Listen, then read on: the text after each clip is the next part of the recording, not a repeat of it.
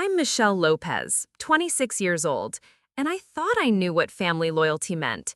Standing in my childhood bedroom last Tuesday morning, staring at the eviction notice my parents had just handed me, I realized how wrong I'd been about everything.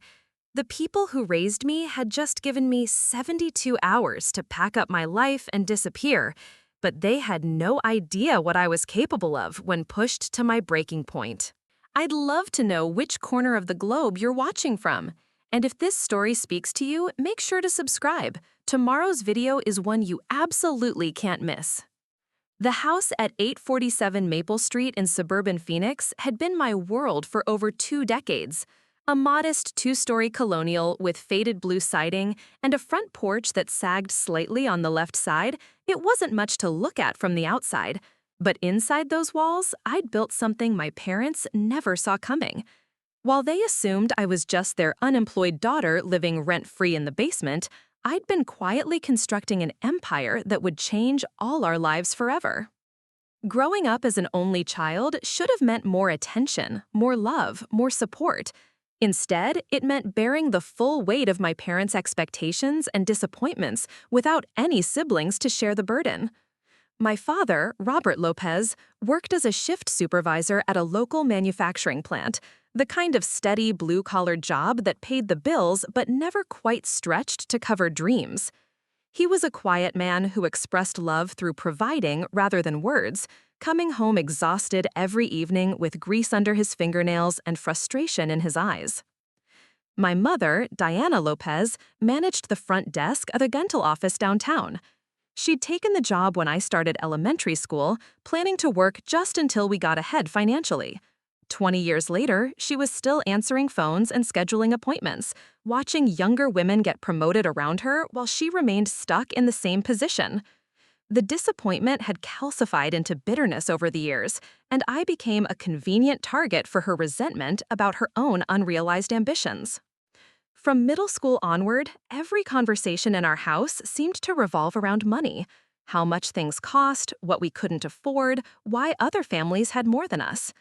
I learned early that financial stress was the undertone of everything, the constant hum of anxiety that colored every family decision. When I showed interest in art classes, the response was immediate. Art doesn't pay the bills, Michelle. When I wanted to join the debate team, it was, we can't afford the travel expenses for tournaments. By high school, I'd internalized their pragmatic worldview. I focused on practical subjects, took business classes, and started working part-time at a local coffee shop to contribute to household expenses. I thought I was being responsible, showing maturity by helping out financially.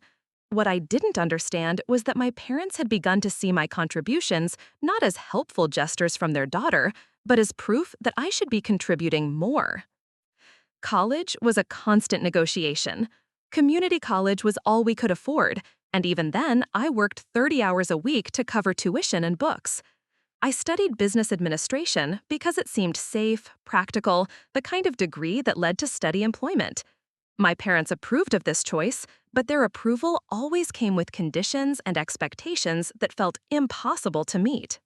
When I graduated with my associate degree, the job market was tighter than anyone had anticipated. Entry-level positions required experience I didn't have, and experienced positions required degrees I couldn't afford to pursue. I found myself stuck in a cycle of retail and food service jobs that paid enough to cover my student loan payments, but not enough to move out on my own. The basement became my domain by default rather than choice. What started as a temporary arrangement while I saved money for my own place gradually became permanent as rent prices soared and my wages stagnated. My parents had finished the basement years earlier, turning it into a decent living space with a separate entrance, small kitchenette, and full bathroom. It was comfortable enough, but it wasn't independent. Living at home in my 20s brought a unique form of humiliation. Friends my age were getting married, buying houses, building careers, while I was still subject to my parents' rules and judgments about my life choices. Every date I brought home was scrutinized, every late night out questioned, every purchase I made examined and commented upon. The lack of privacy was suffocating, but the lack of affordable alternatives kept me trapped. The real tension began when I turned 24 and my parents started making increasingly pointed comments about my living situation. What had once been framed as temporary help became characterized as freeloading. The fact that I paid them monthly rent, covered my own food and expenses, and contributed to utilities somehow became irrelevant in their calculations. According to them, I was taking advantage of their generosity and preventing them from enjoying their empty nest years. The irony was crushing. I'd never asked to move back home after college. The arrangement had been their suggestion when I couldn't find affordable housing. But as the months turned into years, their narrative shifted. Suddenly, I was the burden, the adult child who refused to launch, the daughter who was holding them back from their own dreams and plans. What they didn't know was that during those years in their basement, I'd been building something extraordinary. While they saw me as stagnant and directionless, I'd been quietly developing skills and connections that would revolutionize not just my own life, but theirs as well. The computer setup in my room, that they dismissed as gaming equipment, was actually my gateway to a world they couldn't imagine. I'd started freelancing in digital marketing during my sophomore year of college, initially just picking up small projects to earn beer money, creating social media content for local businesses, designing simple websites, managing online advertising campaigns. The work was sporadic at first, but I had a natural talent for understanding what made content engaging and how to reach target audiences effectively. By the time I graduated, my freelance work was earning me more than my part-time job, but I kept the retail position to maintain appearances. My parents understood traditional employment, but would never have grasped the concept of building a business through laptop and internet connection. To them, if you weren't punching a time clock, you weren't really working. The basement gave me the perfect cover to expand my operations. While my parents assumed I was wasting time online, I was actually building relationships with clients across the country, developing systems and processes that could scale infinitely. The overhead was minimal, just my computer, internet connection, and the creative skills I'd been developing since high school art classes they'd discouraged. 3 years of steady growth had transformed my side hustle into something much more substantial. I was managing social media campaigns for mid-sized companies, creating content strategies that drove real revenue growth, and developing a reputation in digital marketing circles that brought in increasingly lucrative contracts. The work was challenging and rewarding in ways my parents' traditional jobs had never been. But success in the digital world is invisible to people who measure achievement by traditional metrics. My parents saw me sleeping late because I often worked until 3 in the morning coordinating with clients in different time zones. They saw casual clothes and flexible schedules and assumed laziness, not recognizing the sophisticated business operations happening right under their roof. The financial reality was that I was earning more money than both of them combined, but I kept this information private, partially because I knew they wouldn't believe it, and partially because I'd learned that revealing financial success too early often led to requests for money and changed family dynamics in uncomfortable ways. I was content to let them think I was scraping by while I quietly built my future. My plan had always been to save enough money to make a dramatic exit, buy my own house, maybe start a family, show them what I'd accomplished once I was established independently. I imagined their surprise and pride when they realized their basement-dwelling daughter had actually become more successful than they'd ever dreamed possible. But last Tuesday morning changed everything. The eviction notice wasn't just a piece of paper, it was a declaration that I no longer belonged in the only home I'd ever known. Standing there in my childhood bedroom, holding their ultimatum, I realized that waiting for the perfect moment to reveal my success had been a mistake. Sometimes the perfect moment chooses you, and this was mine. The basement that had become my sanctuary wasn't always meant to be a living space. When I was 16, my parents had renovated it primarily to increase the house's resale value, never imagining their daughter would still be occupying it a decade later. The space had everything needed for independent living: a Murphy bed that folded into the wall, a compact kitchen with apartment-sized appliances, and large windows that prevented it from feeling like a cave. What made it perfect for my purposes was the separate entrance that allowed me to come and go without disturbing my parents' routines. My workspace occupied the entire south wall of the basement. 3 large monitors displayed constantly updating dashboards, tracking dozens of client campaigns across multiple platforms. The setup looked like mission control for a space launch, cables running along the baseboards to eliminate clutter, LED strips providing ambient lighting that wouldn't strain my eyes during late-night work sessions. My parents had seen the equipment being delivered over the years, but assumed it was gaming gear, never bothering to ask about the specifics. The business I built operated across 3 main revenue streams. Content creation formed the foundation, developing social media strategies, writing blog posts, creating graphics and videos that helped small businesses establish their online presence. Management services provided steady monthly income through retainer agreements, where I handled entire digital marketing operations for companies that couldn't afford full-time marketing staff. Consulting work brought in the highest rates, solving specific problems for larger corporations that needed outside expertise for projects their internal teams couldn't handle. My client roster read like a directory of American entrepreneurship. Sarah Martinez owned a chain of boutique fitness studios in California that had tripled their membership after I redesigned their social media strategy. James Thompson's construction company in Texas went from struggling to find work to having a 6-month waiting list after I created targeted advertising campaigns that reached homeowners planning renovation projects. Angela Foster's artisanal soap business grew from selling at farmers markets to shipping nationwide through an e-commerce platform I helped her build and market. The financial success had been gradual, then sudden.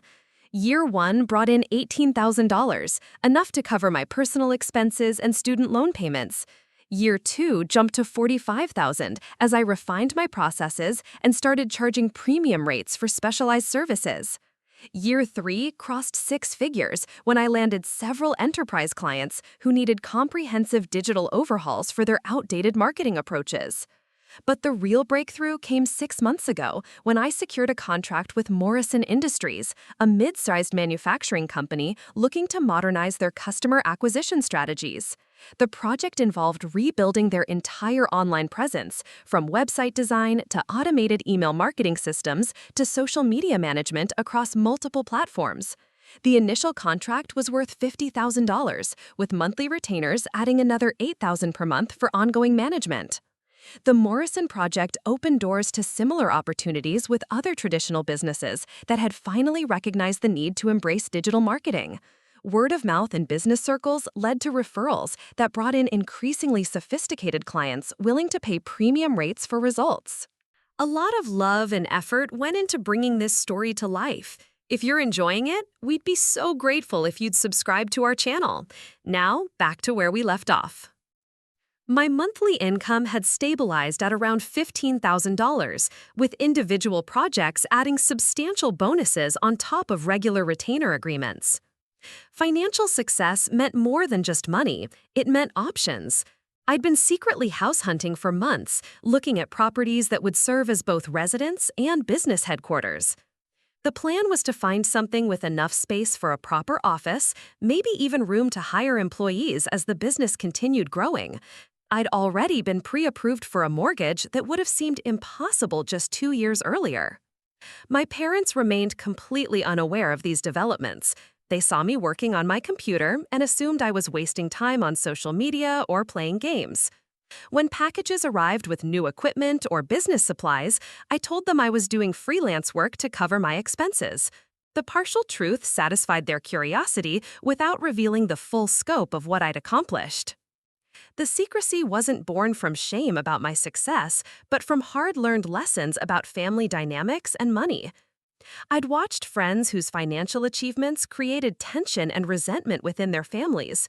Parents who suddenly expected their successful children to solve every financial problem, siblings who felt entitled to share in prosperity they hadn't helped create, relatives who saw success as somehow diminishing their own accomplishments. My relationship with Robert and Diana had always been complicated by their own financial frustrations. Dad's manufacturing job provided steady income but limited advancement opportunities. After 25 years with the same company, he'd reached the ceiling of what was possible without additional education he couldn't afford to pursue. The younger supervisors being promoted around him had business degrees from universities that would have required debt he wasn't willing to take on. Mom's dental office position offered even less room for growth. She'd started as temporary help when the practice was small, gradually taking on more responsibilities as they expanded. But without formal training in office management or dental administration, she remained classified as support staff despite effectively running many aspects of the business. Her salary reflected her official title rather than her actual contributions, a source of ongoing resentment that colored her perspective on career advancement. Their financial philosophy centered on security over growth, stability over opportunity.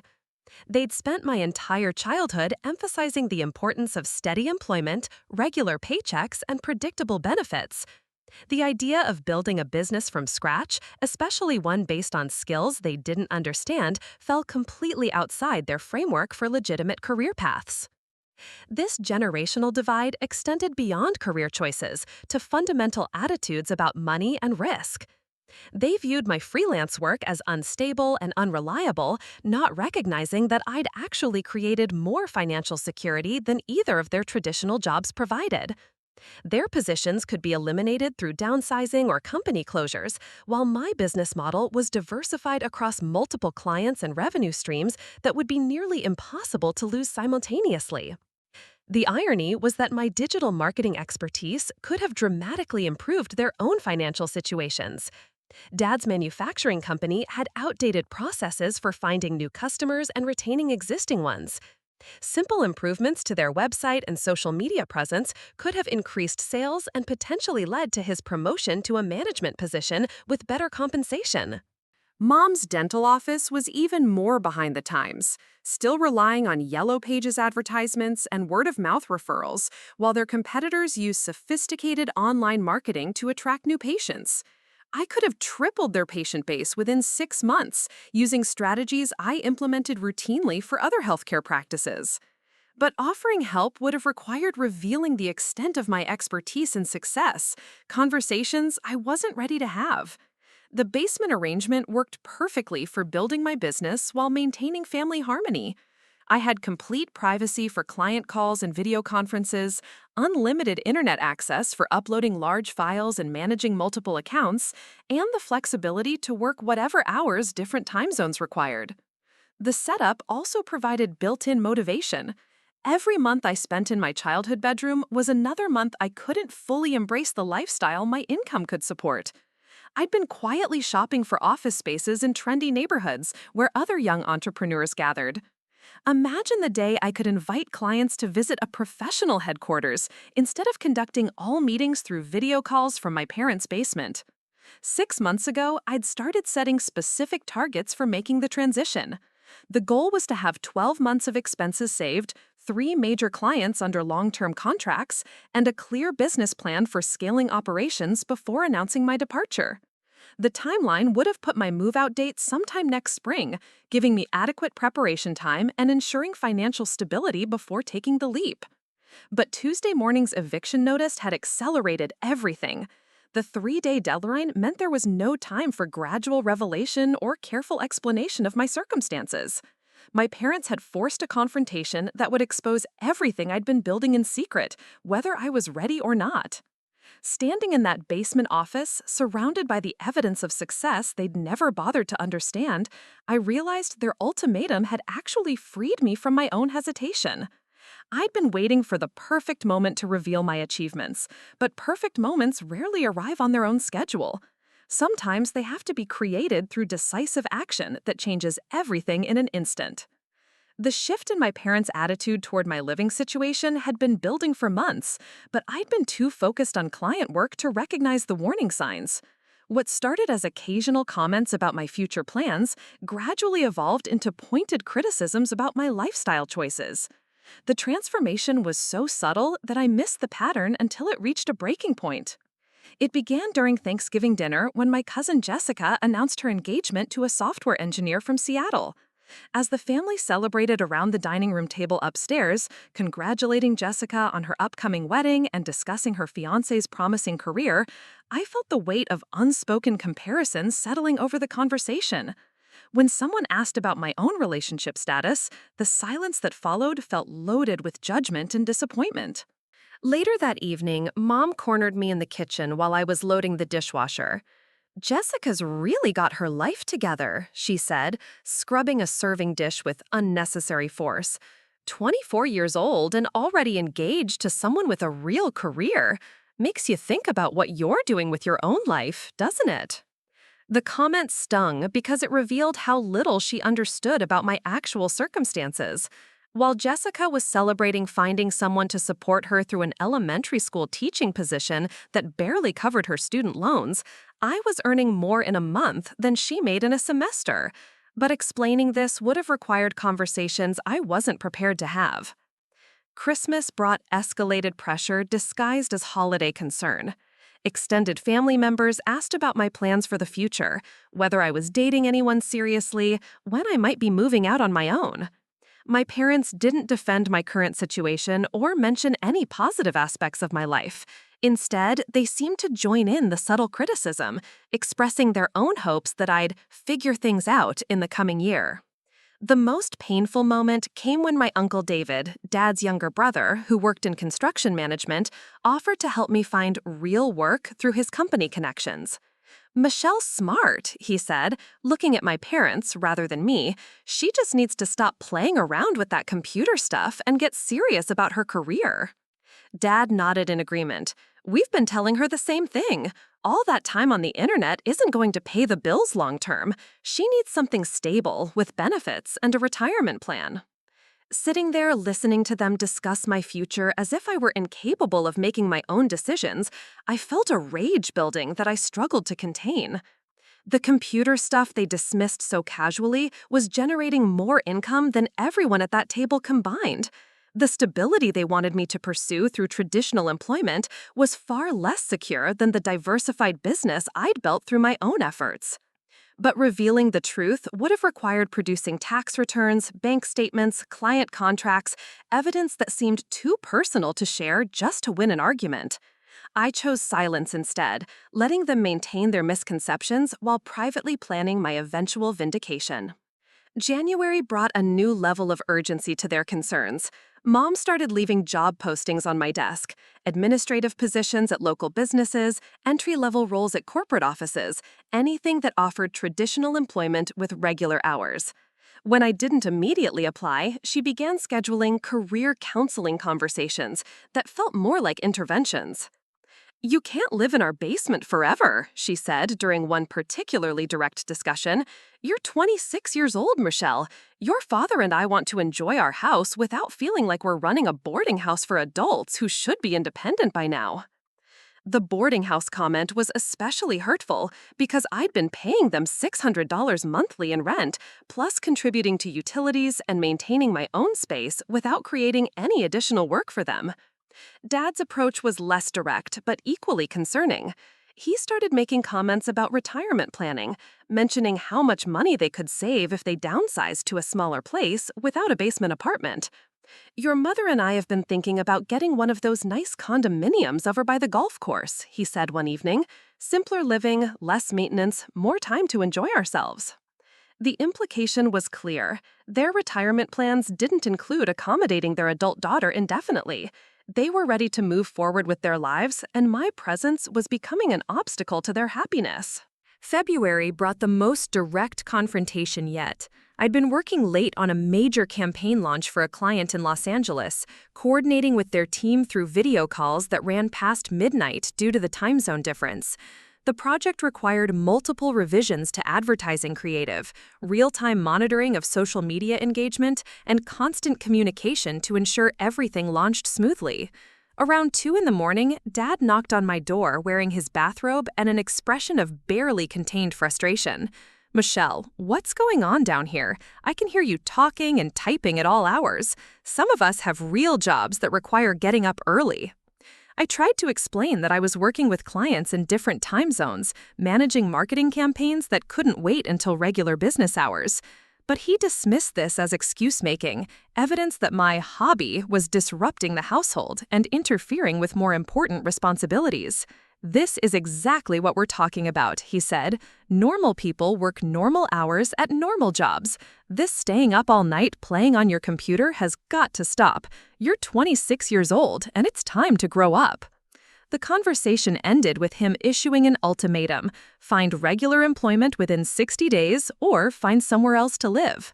The deadline felt arbitrary and unfair, especially since my current work was more demanding and profitable than any traditional job I could have found. But arguing seemed pointless when he fundamentally didn't understand what I was actually doing. March brought daily tension as the 60-day deadline approached. Mom started mentioning apartment complexes she'd seen advertised, sending me links to rental listings that were either overpriced or located in neighborhoods that would have required lengthy commutes to anything resembling professional opportunities. When I didn't respond enthusiastically to these suggestions, she interpreted my silence as stubbornness rather than strategic thinking.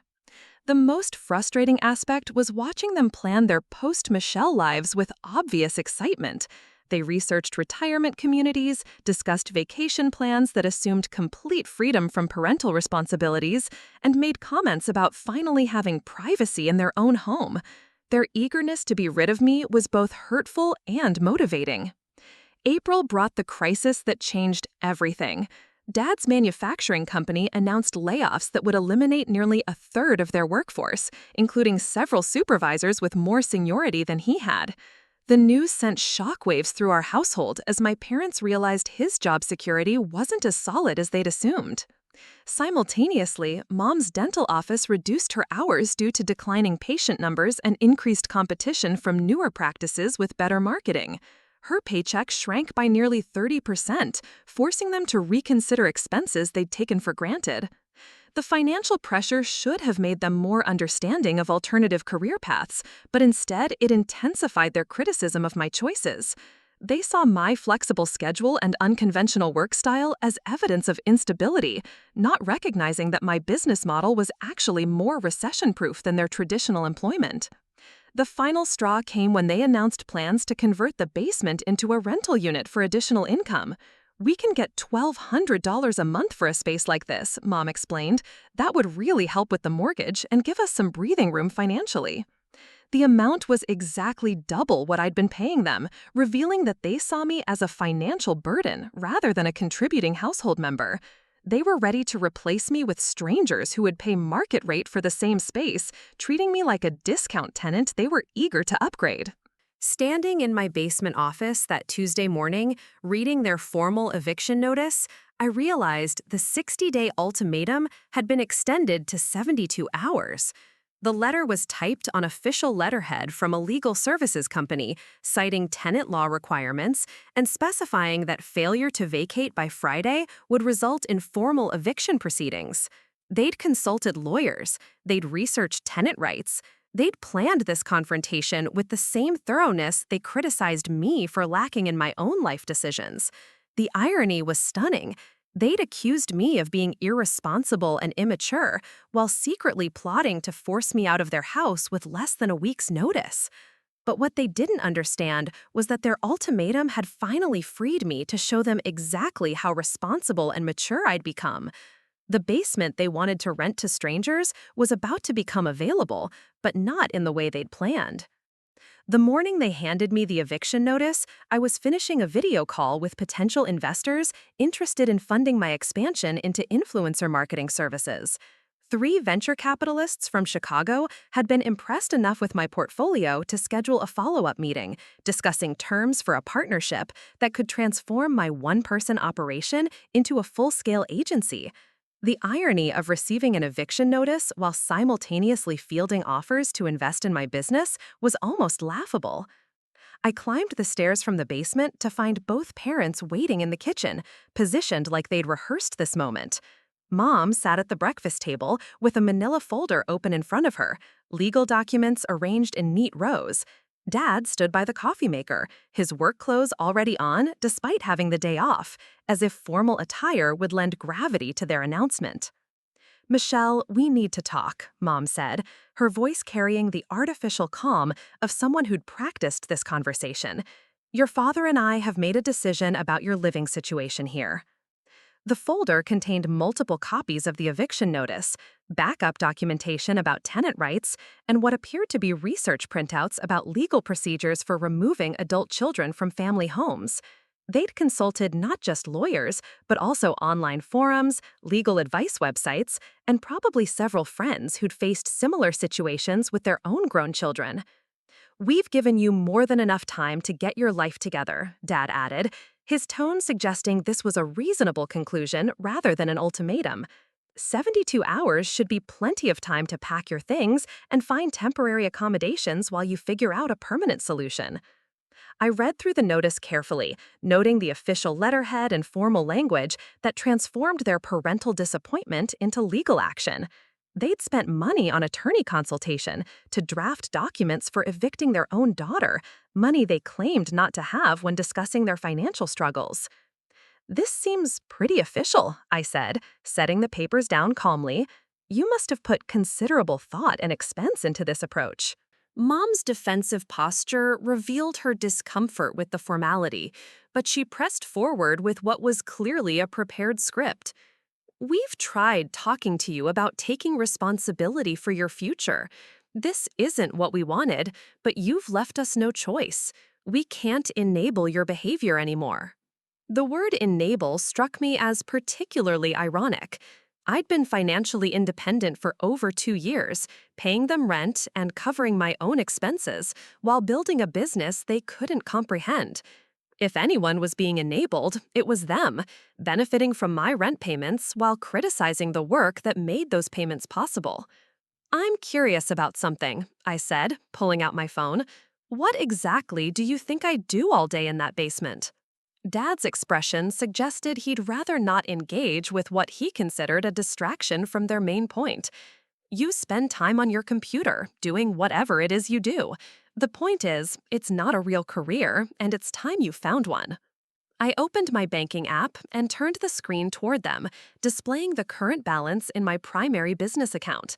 The number was large enough to make Mom blink twice, as if she wasn't reading it correctly. "This is my checking account," I said simply, "the one I use for daily business operations." The silence that followed was profound. Dad leaned forward to get a better look at the screen, while Mom's carefully composed expression crumbled into confusion. "That can't be right," she whispered. How much money is that?"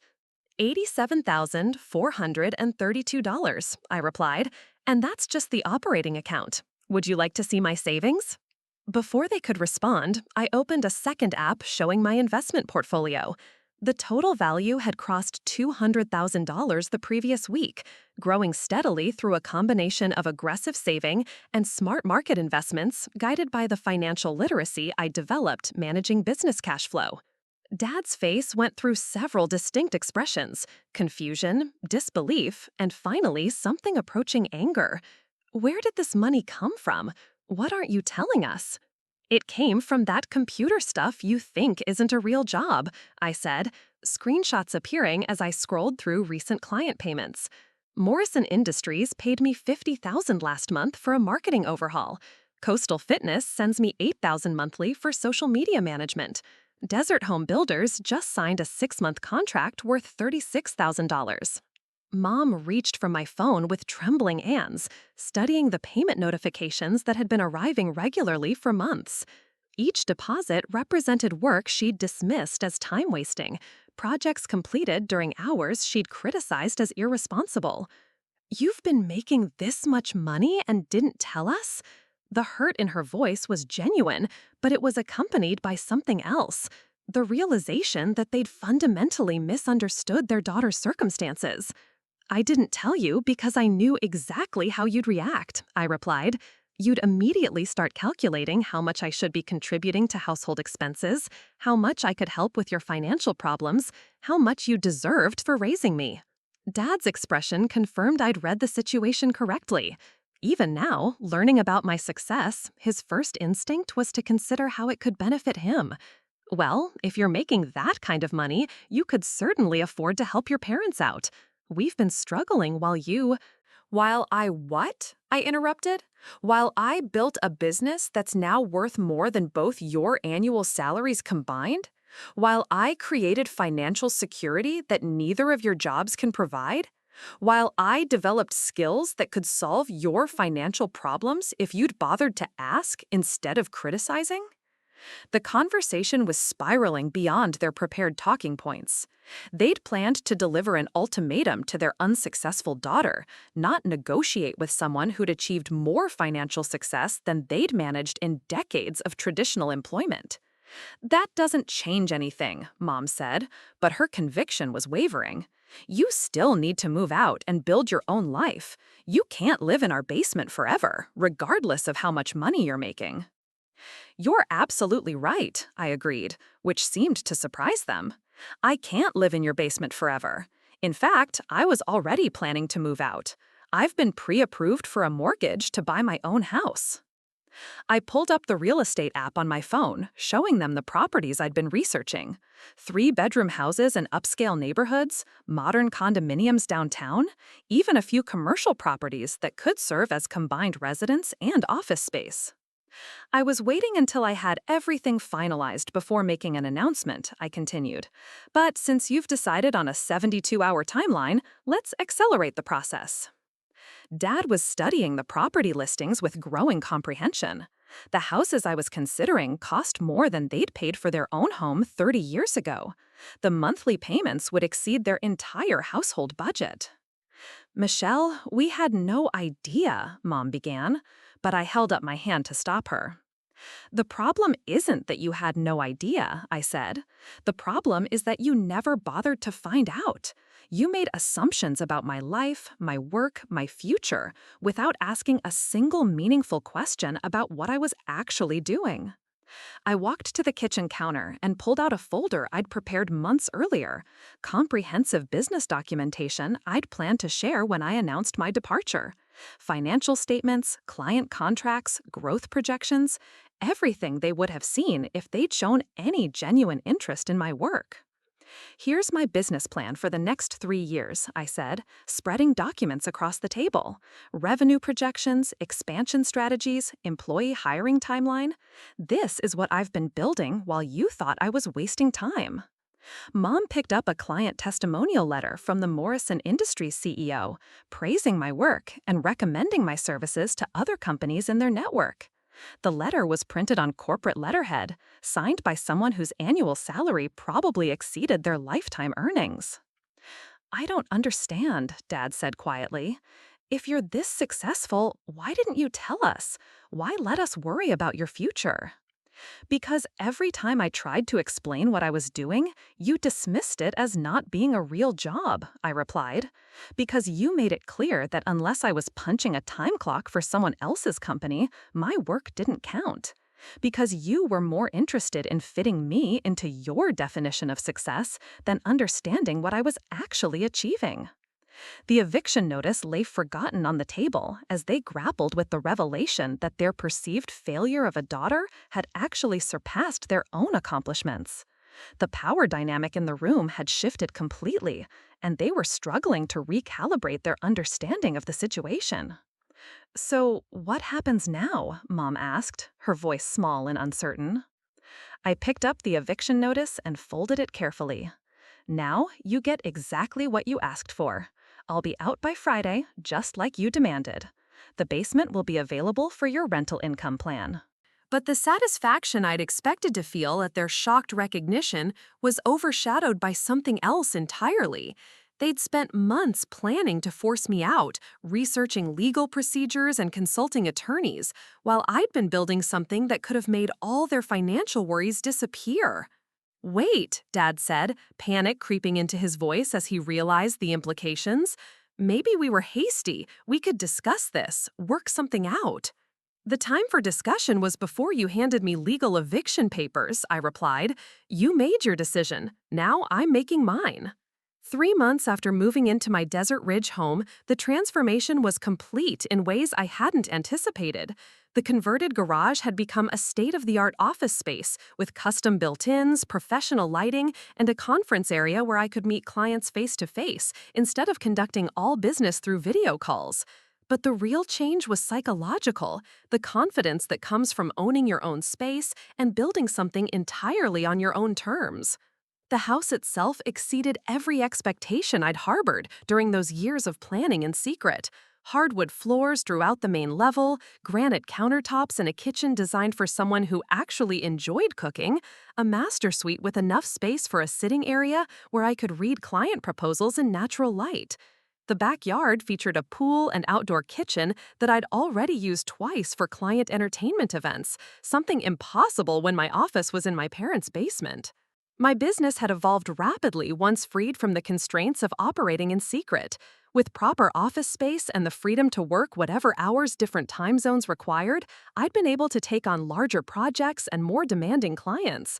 The Morrison Industries contract had led to referrals with 3 other manufacturing companies, each requiring comprehensive digital marketing overhauls that commanded premium rates.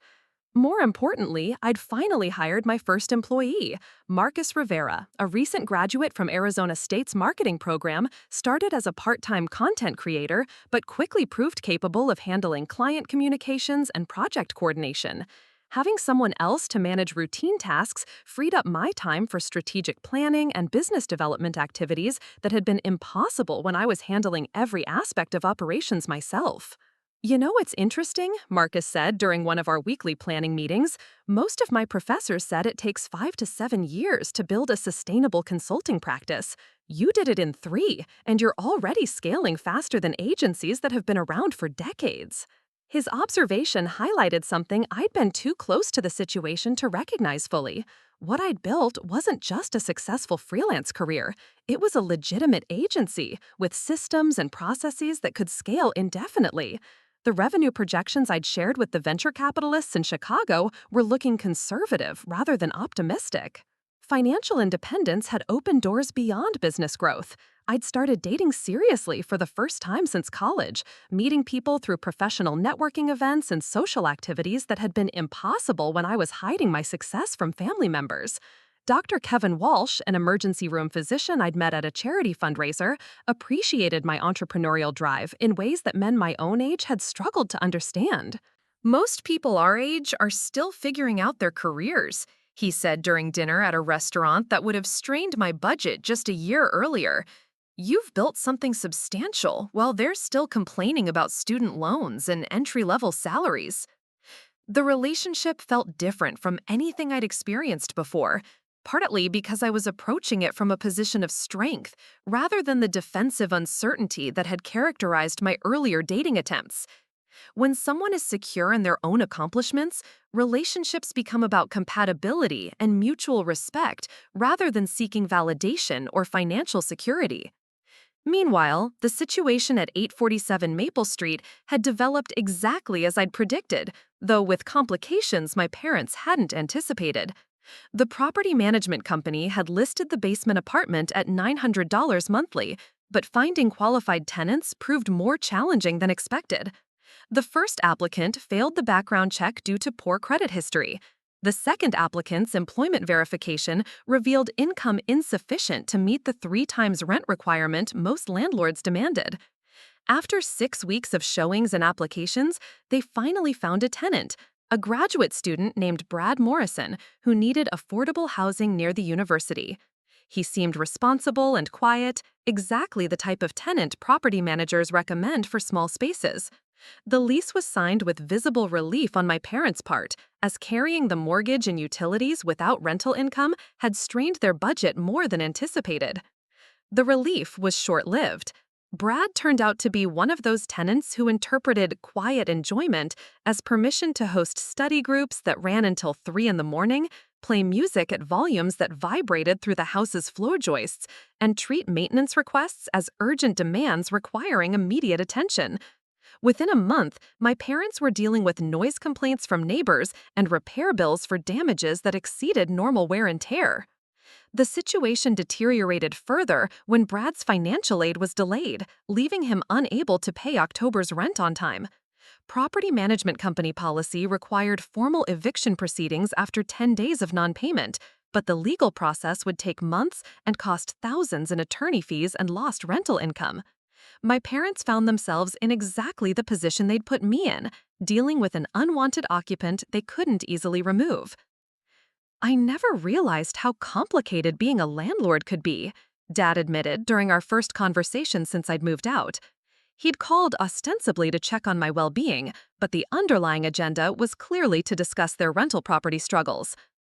Most people underestimate the complexity of property management, I replied diplomatically. It looks simple from the outside, but involves significant time, money, and legal knowledge to do successfully. The conversation marked the beginning of a gradual reconciliation, though one complicated by the power dynamics that had shifted so dramatically since our kitchen confrontation. They'd spent months positioning themselves as the responsible adults trying to motivate their directionless daughter, only to discover they were the ones who needed guidance about financial planning and business management. Mom's approach was more direct when she called 2 weeks later. "Michelle, I owe you an apology that's long overdue. We handled everything badly, and I'm sorry we didn't take the time to understand what you were actually accomplishing." The apology felt genuine, but it was her next admission that revealed how much their perspective had changed. "I've been thinking about what you said about us, never asking meaningful questions about your work. You were right. We made assumptions instead of trying to learn, and we missed out on being proud of what you'd achieved." These conversations led to an invitation for Thanksgiving dinner, the first family gathering since my eviction. The occasion felt significant partly because it would be the first time I'd visited as a successful business owner rather than the family disappointment living in their basement. The house looked smaller when I arrived, though nothing had physically changed. My perspective had shifted from someone seeking approval to someone who'd already proven their worth independently. The basement apartment showed signs of recent repairs: new paint, carpet cleaning, cabinet handles that hadn't been properly secured during Brad's tenancy. "How's the rental business going?" I asked over dinner, genuinely curious about their experience as first-time landlords. Dad and Mom exchanged glances before he answered. "It's been educational, more complicated than we expected, and definitely more time-consuming. We're starting to understand why that property management company charges 12%. Mom was more forthcoming about their financial reality. "Honestly, after maintenance costs and vacancy periods, we're barely breaking even. Some months we actually lose money when major repairs are needed." The revelation confirmed my suspicions about their rushed decision to evict me for rental income. They'd calculated gross rental rates without considering the net income after expenses, taxes, and management costs. My $600 monthly rent payment, with no management hassles or maintenance issues, had actually been more profitable than the market rate tenants they'd sought. But rather than feeling vindicated by their struggles, I found myself genuinely concerned about their financial situation. Dad's manufacturing job remained secure for now, but the industry was consolidating and his long-term prospects were uncertain. Mom's reduced hours at the dental office had become permanent, and her employer was considering further staff reductions due to increased competition from newer practices. "Have you considered other approaches to supplementing your income?" I asked. "There might be opportunities that don't involve the complexities of property management." The question opened a conversation that would have been impossible 6 months earlier. Instead of dismissing my suggestions as impractical computer nonsense, they listened with genuine interest as I explained how my digital marketing expertise could help them explore alternative income streams. "Your dental office, for example, probably loses potential patients to competitors with better online presence," I explained to Mom. "Basic improvements to their website and social media could increase patient volume enough to justify restoring your full-time hours." For Dad, I suggested consulting opportunities with smaller manufacturing companies that needed process improvement guidance but couldn't afford full-time expertise.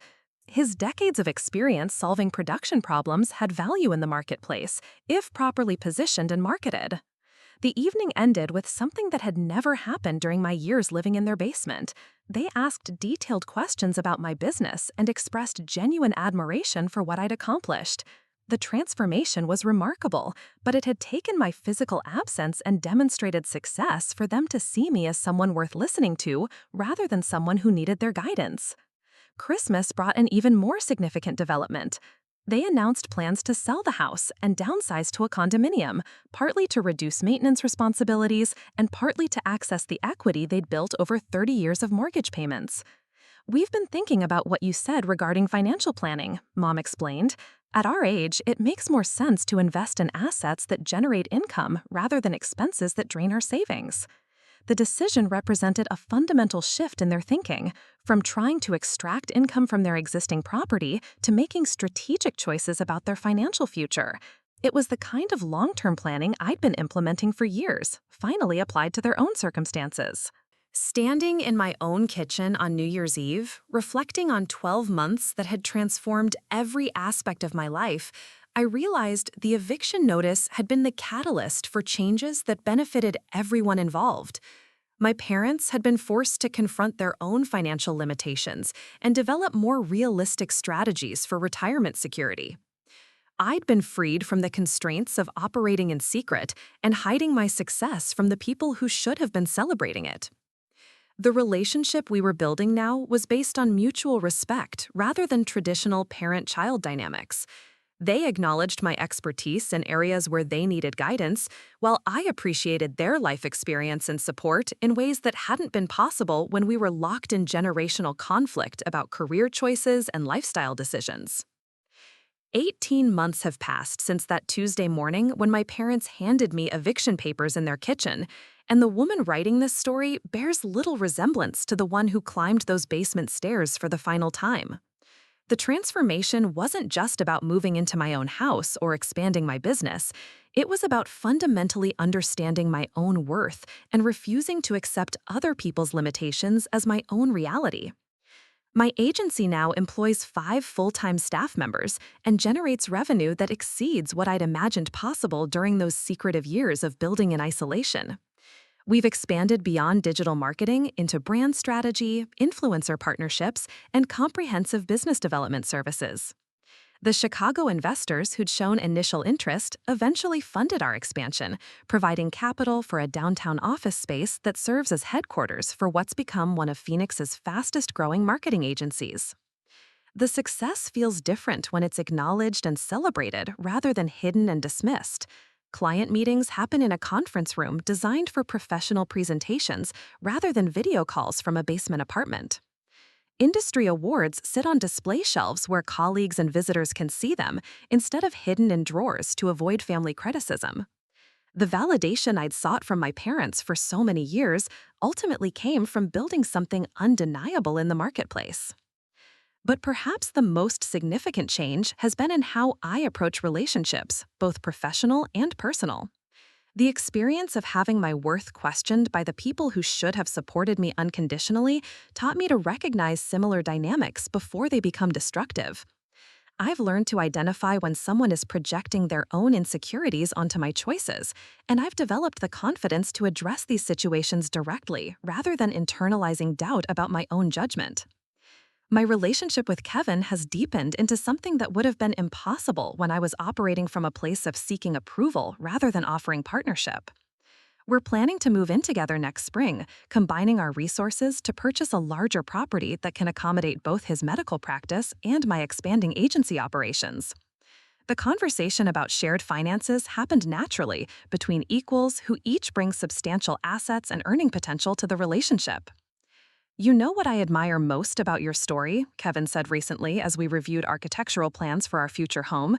"It's not just that you succeeded despite your family's lack of support. It's that you found a way to rebuild those relationships from a position of strength rather than cutting them off completely." His observation highlights one of the most important lessons from this entire experience. The goal was never to punish my parents for their failure to understand my potential, but rather to establish boundaries that allowed for authentic relationships rather than dysfunctional enabling. Sometimes love requires creating enough distance for people to see each other clearly, without the distortions that come from unexamined assumptions and generational expectations. My parents have made remarkable progress in their own financial planning, largely by applying principles I'd tried to share for years, but they'd been unable to hear until our relationship reset completely. They sold the Maple Street house last fall, netting enough equity to purchase a maintenance-free condominium and invest the remaining funds in a diversified portfolio that generates steady passive income. More importantly, they've both found ways to monetize their decades of professional experience through consulting arrangements I helped them establish. Dad now works with 3 small manufacturing companies, providing process improvement guidance that's increased their efficiency and his own income substantially. Mom parlayed her administrative expertise into a part-time position managing operations for a group of medical practices, work that's both more interesting and better compensated than her previous role. I never realized how much knowledge I'd accumulated until you helped me think about it differently, Dad admitted during our monthly dinner last week. 40 years of solving production problems isn't just work experience, it's valuable expertise that other companies need. These conversations happen now with mutual respect and genuine interest in each other's perspectives. They ask detailed questions about my business strategies and market analysis, while I seek their advice about long-term investment planning and relationship decisions. The dynamic has evolved from parent-child authority structures to adult collaboration between people who care about each other's success and well-being. The basement apartment remains vacant, 6 months after Brad's eviction and subsequent legal complications. Rather than continuing to pursue rental income, my parents converted the space into Dad's woodworking workshop and Mom's art studio, activities they'd abandoned decades earlier due to financial pressures and space constraints. The transformation from attempted income property to creative sanctuary represents their growing understanding that not every decision needs to be driven by immediate financial return. We spent so many years focused on survival that we forgot about actually living, Mom reflected recently. Having this space for ourselves instead of trying to squeeze money out of it has been worth more than any rental income. Their willingness to acknowledge past mistakes and make different choices moving forward has been crucial to rebuilding our relationship. The apologies felt genuine because they were accompanied by behavioral changes and demonstrated growth rather than just words designed to restore previous dynamics. The professional recognition has continued expanding in ways that validate the path I chose, despite family skepticism. Last month, I was invited to speak at the National Small Business Conference about digital marketing strategies for traditional industries. The audience included hundreds of business owners who'd built successful companies but struggled to adapt to online customer acquisition methods. Standing on that stage, sharing strategies that had transformed my clients' businesses while building my own agency, I thought about the woman who'd once hidden her accomplishments to avoid family conflict. The evolution from secrecy to confidence had been gradual, but the moment represented a culmination of choosing my own definition of success rather than accepting limitations imposed by other people's fear or misunderstanding. The speech led to consulting opportunities with several Fortune 500 companies interested in modernizing their marketing approaches. Projects that require travel to corporate headquarters, presentations to executive teams, and strategic planning sessions that influence major business decisions. The scope of responsibility would have seemed impossible when I was working alone in a basement, but it feels natural now that I've built systems and hired talented people who share my vision for what we can accomplish together. Perhaps most significantly, I've started mentoring other young entrepreneurs who are building businesses while dealing with family skepticism or financial constraints. The stories are remarkably similar. Talented people with innovative ideas who encounter resistance from loved ones who can't envision success outside traditional employment models. The hardest part isn't building the business, one mentee told me recently. It's maintaining confidence in your vision when everyone around you is telling you it won't work. These conversations remind me that my experience wasn't unique, just unusually dramatic in its resolution.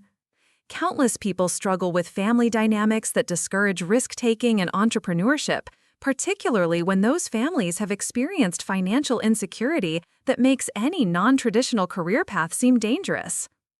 The mentoring work has become one of the most rewarding aspects of my professional life, helping others navigate the psychological challenges of building something new while managing relationships with people who may not understand or support their choices. Sometimes the most valuable guidance isn't about business strategy or marketing tactics, but about maintaining emotional resilience when facing doubt from people whose opinions matter personally. Looking ahead, the agency's 5-year plan includes expansion into additional markets and service offerings that will require significant capital investment and strategic partnerships. The goals that once seemed impossibly ambitious now feel achievable through systematic planning and execution. Success breeds confidence, which enables bigger thinking and more substantial achievements.